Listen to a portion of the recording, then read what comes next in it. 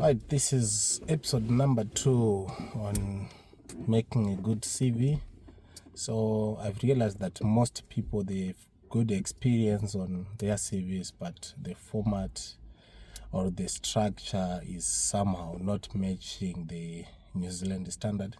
So today we are going to talk about the skeleton CV, or just the structure of the CV, the headings that are expected to be on your CV.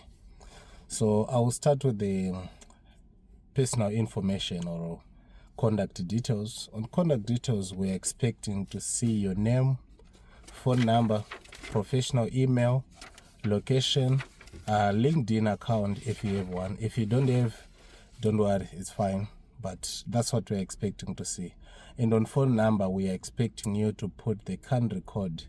Even if you put your location to say Zimbabwe, not everyone is aware of the country code of Zimbabwe. So if they want to contact you through a direct phone call or other means, they might struggle to get in touch with you because of the phone number that you put there without the country code. And then followed by objective. Objective is just I'd say a one sentence where you are telling us what job are you looking for, and what are you going to contribute to the company, and what are you aiming to achieve within the company. Then after that, followed by personal statement or professional summary. This is where you are going to briefly tell us who you are and your number of experience, some of characters and stuff, and your key skills as well. You have to just pick a few that you put there as you are explaining to us or as you are telling us who you are. And then after, so this one should just be maybe 3 to 5 lines. That's enough. Don't make it a way big paragraph. It might end up affecting the display of your CV or the readability of your CV. And then after that, we jump on to key skills. Key skills, you just have to mention, to list at least, I'd say 5 to 10 key skills. It depends on your experience and on the skill sets that you have. If you don't have many, 5 will be fine. It's fine that way. And then after key skills, we are jumping on to work history or work experience. On work experience, we're expecting you to put your position.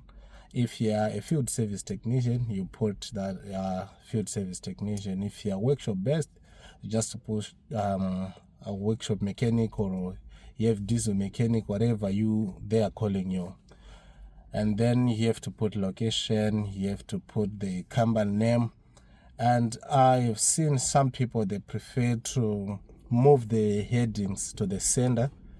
But I would say to make your CV look more neat and well presentable, it's wise you put the headings to the far left, and then you just make your list going down like that. I think that way it will come out perfect and very nice.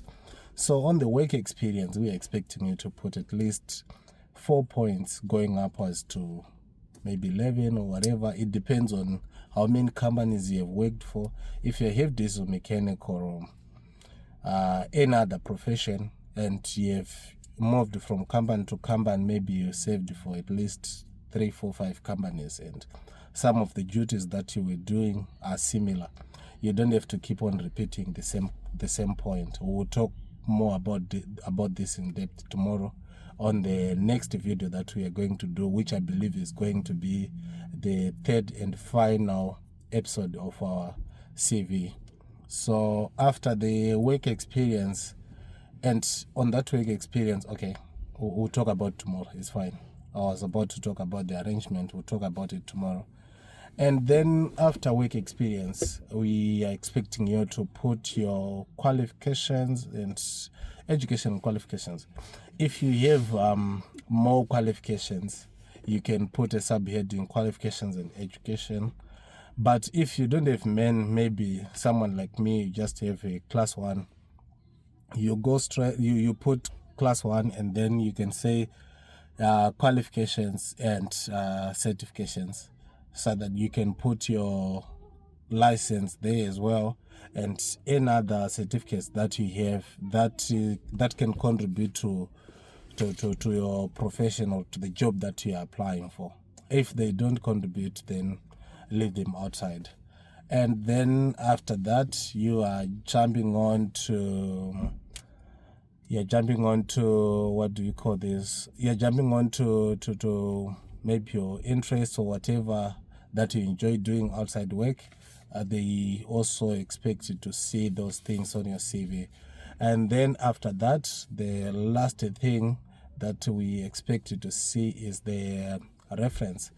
On reference, some company, they will mention that you have to send your CV along with the reference, and then but most of the companies, they don't request for that. They only request that after the interview. So it depends on the company that you are applying for, on the job advert that you are responding to. So if the job advert is requesting you to do that, to supply them, then you might have to add them to your CV or to send them separately. And if you are to add them on your CV, you can add at least 2 of them, meaning to say the previous company and the other previous company.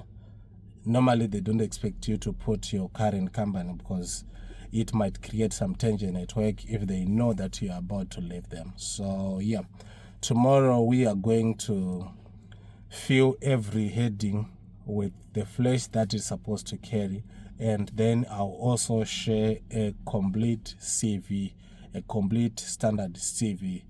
Of course, there are main formats that can be used in New Zealand, but this is the most format that I have seen being accepted in many companies and in many places, and have been recommended by many recruiters and many employers. So stay around. We are going for our final segment, our final episode. Thank you for watching to the end, for subscribing, and for always